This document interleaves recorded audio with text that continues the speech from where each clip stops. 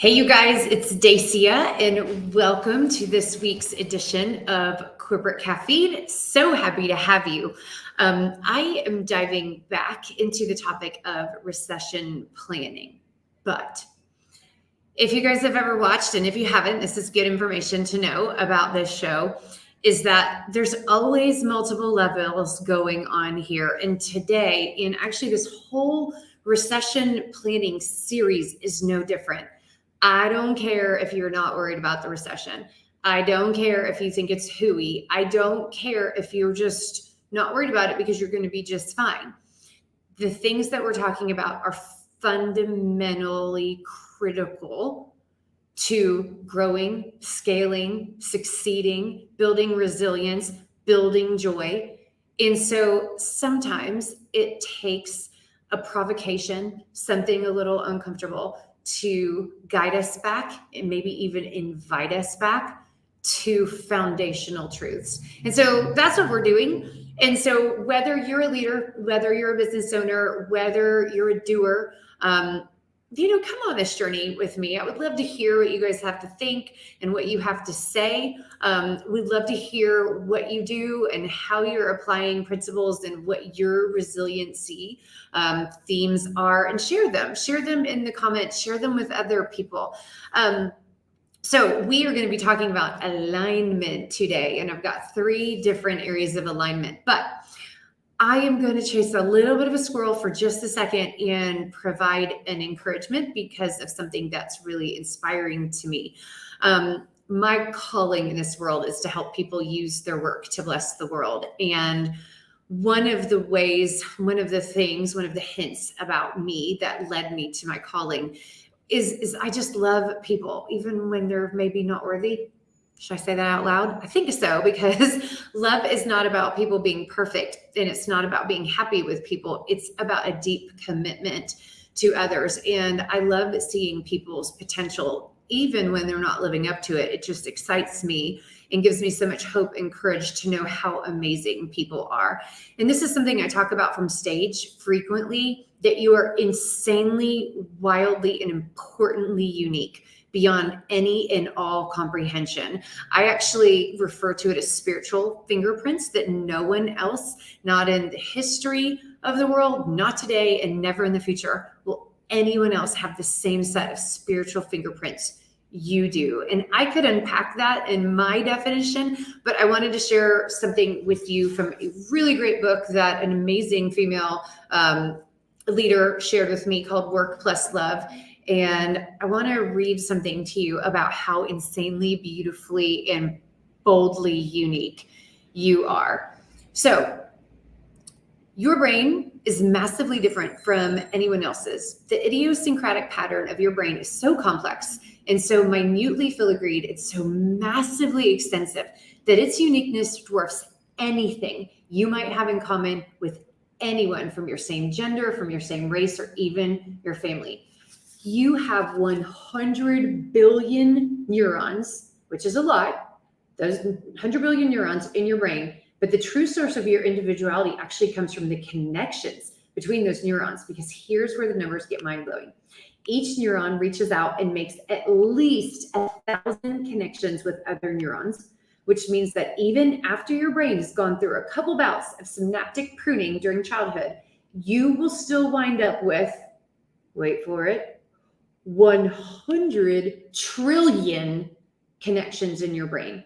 100 trillion connections. Now, how big of a number is that? Since there are approximately 400 billion stars in the Milky Way galaxy, and there are 1,000 billions in 1 trillion, your brain has more connections within it than 5,000 Milky Ways. This is the true extent of your individuality and your authenticity. You do not need to be compared to someone. You do not need to compare yourself to someone. You are uniquely and perfectly created, and you are constantly creating. You are constantly evolving, and you are constantly capable of bringing something no one else can. So you guys lean into what you have, because what you already have is all of the resilience, all of the resources, and all of the power that you will ever need to have a mind-blowingly joyful life. And that is what I want for you guys. So let's go ahead and use those 5,000 Milky Way galaxies of connections that you've got in your brain. And let's dive into this topic of alignment and what it has to do with resiliency. So I promised 3 different categories in regards to alignment. So if you're thinking about how to navigate troubling storms or just navigate your own life, maybe you're like me and you cause your own troubled storms, what should you be aligning with? So if you're talking about the value you bring, so if you're a business owner or a salesperson or a leader, you might be thinking your product or your service. If you are an employee or a doer or a volunteer or whatever, you are thinking, what is the value that I bring to people? So what kind of alignment should you be thinking about when you're talking about communicating what you bring to the table? Well, first in alignment is with the market, right? So when you're talking about aligning with the market, you might be facing a change in value proposition. So excuse the marketing and sales jargon here, but basically it's just, what value do you propose to people? What do you say that you bring to the table, like that is important and valuable to them? So just your value statement, what you add to something, your additive impact, right? So there might be a change in value proposition. What does that mean? Value is defined by the customer, by the person that is listening, by the person that is receiving value. So guess what? It doesn't matter at all what you think about your value. Doesn't matter at all what you think about your capabilities. It only matters that the recipient of that value actually values the thing that you're putting forward. So in regards to alignment, you have to think, well, who does my audience value? What? Better way to put it, what does my audience value? And what is their value proposition? What is the thing that's driving their interest in me or their need for me in my company? There's a shift in value proposition, so you have to be aligned with the market. And here's the deal. During times of pressure or possible pressure, because there's an argument about whether or not this recession is real yet or not, and I don't mean economically, definition-wise real. I just mean in regards to the feeling of it, the impact that it might or might not be having on you.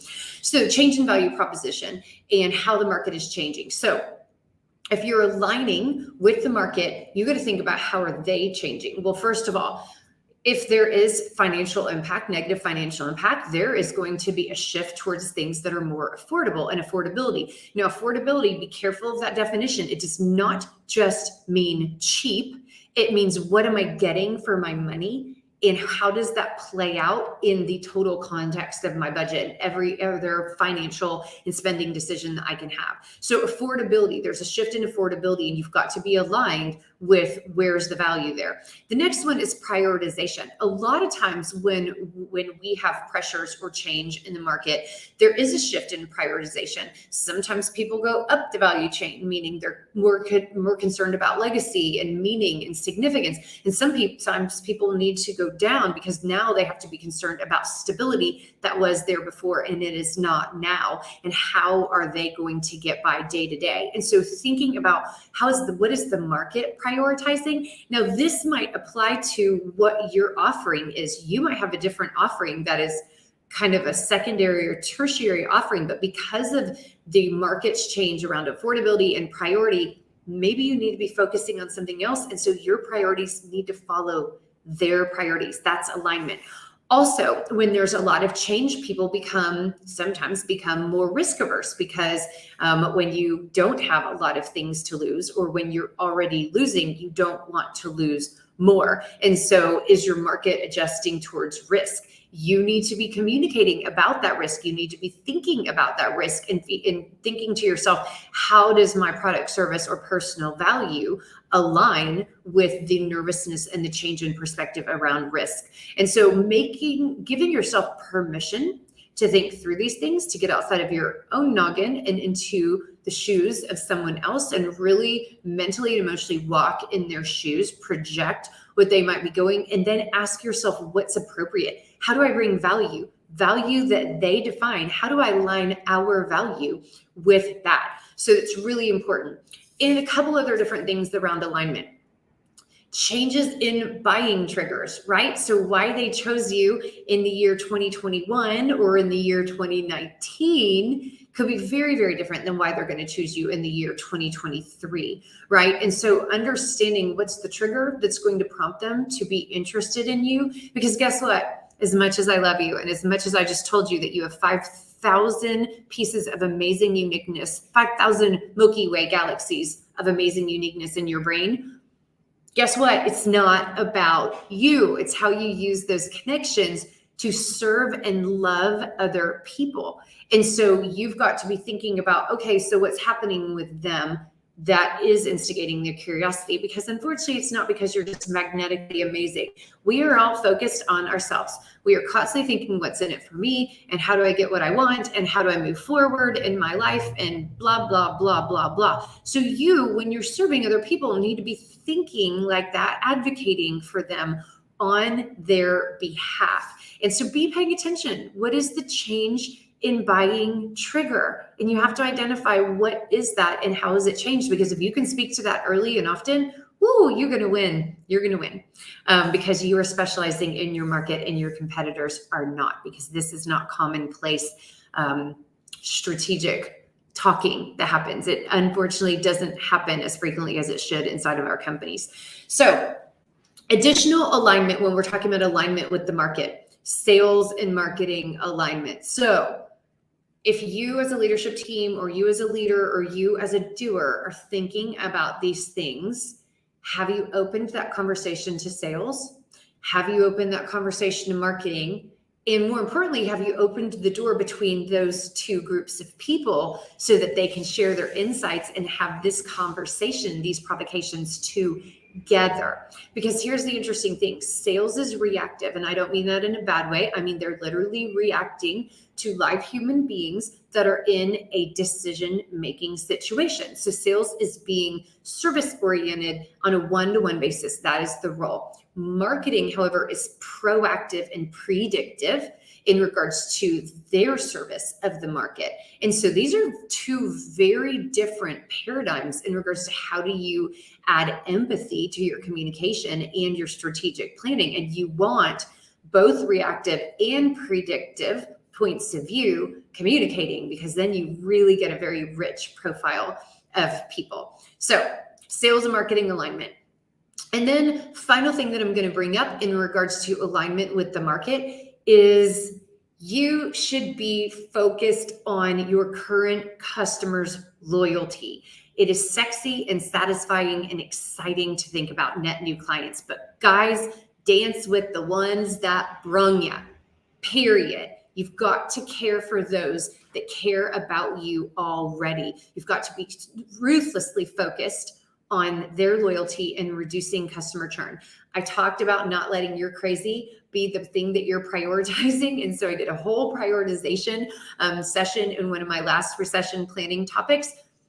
Pull all of those lessons in here and apply appropriately, because you should always be prioritizing your customers no matter where you're at in the market, no matter where you're at in your growth, because it's hard to scale a business if you cannot keep what you already worked so hard for. So in regards to loyalty, go back through the list that we just talked about. You should be aligning with your customers regarding their change in value proposition, affordability, prioritization, risk, and and possibly shifting your core offering to align with those. You should be thinking about your customers' buying triggers. Maybe you can go deeper and wider with customers because of what's happening in the market.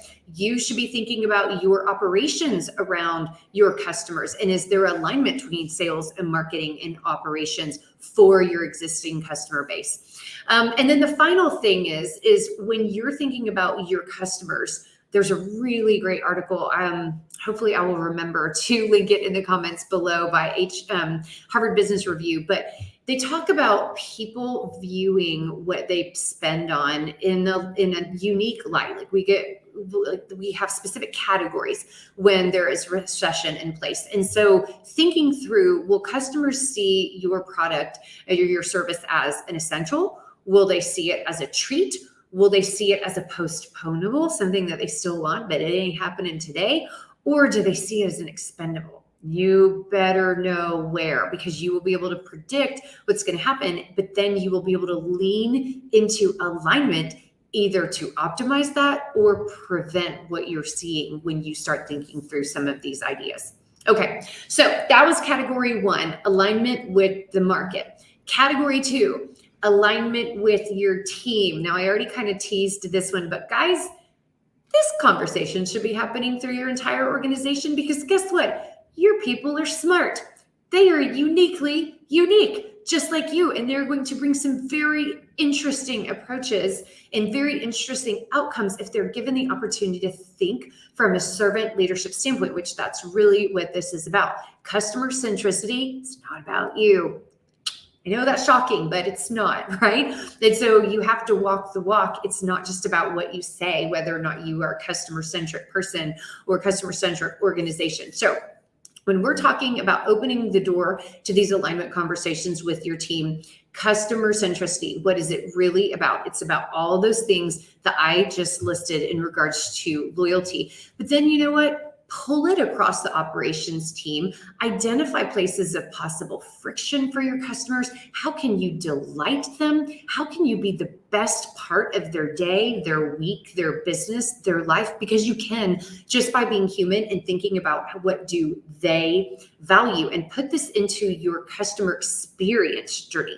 Put this into the activities and the engagements, both human as well as automated. What are the ways that you can just make them happy and just make their life easier? Because that is a worthy journey to go on. It's a worthy activity and a strategic advantage. And also it's an incredibly prosperous one when you get this right. Just keep going.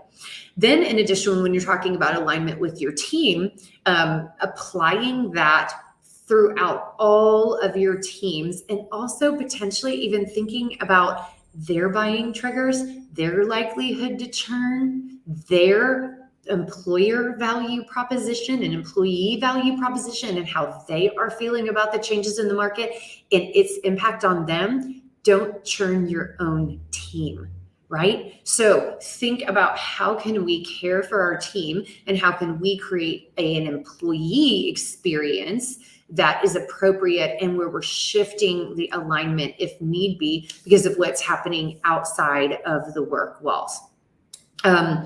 We also want to help your team stay away, and your customers stay away from their own panic. So again, if you want to watch that fun, well, I think it was fun, but anyways, if you want to figure out how to not prioritize your own crazy, go back and watch the other one. But people's knee-jerk reaction is emotional, and so a lot of times they don't sit down and they don't sit down and think, is this really the right next thing to do? And they will make decisions based on fear, which are rarely the right ones. Bold, prosperous thinking never comes from a position of fear. It can come from a position of discomfort, but fear, not an origin of bold, exciting prosperity. That's not how the world works, right? So helping people to be aware of what's happening, to be aware of their choices, to be aware of their power inside of their choices. This is really, really important, especially when it comes to the fact that they are making choices and running activities that impact your customer base and impact everything that we've been talking about. So help people, give them the tools to become self-aware and to actually even become stronger throughout this type of thing, because the change that can be created because of pain can be long lasting and critically important to people's potential and their growth. So don't deny them that opportunity. So that's with your team. And then the other one is helping people. And one of the tools that I want you to help them do is helping people and giving them permission to reprioritize their tactics. So this is a little bit what I was talking about the fact that they have power inside of their decisions, or they should. So helping them to identify what are low yield tactics, low yield activities that don't bring value to them, that don't bring value to your customers, that don't bring value to teammates. Help them cut that. Also, cut low yield messaging, right? If you're saying something and it's no longer resonating with the market or with your team, it needs to go because it's no longer bringing value. Optimizing existing fruitful efforts. A lot of times from a knee-jerk perspective, we are all looking for the next big thing, the next razzle dazzle that's going to solve all our problems.